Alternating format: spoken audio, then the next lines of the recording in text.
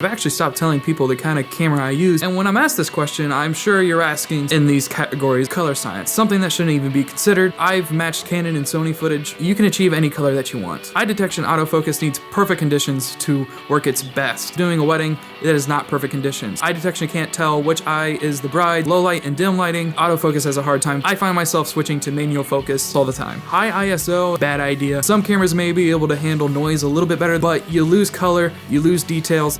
4K plus, Hollywood productions, they still use 1080 cameras. If they don't care about 4K, why should you care about 4K? High frame rates. I'm sure you're thinking shooting B-roll in slow motion. Have you really seen slow motion B-roll in client work or high-end productions? About every camera has 60 frames per second in 1080, and 120 frames per second is honestly just overrated. Then there's stabilization. Even with stabilization, you still have to try to hold as still as possible. Use the camera you have, get the camera you can afford. I do, however, suggest getting a mirrorless camera because that is the direction camera companies are going.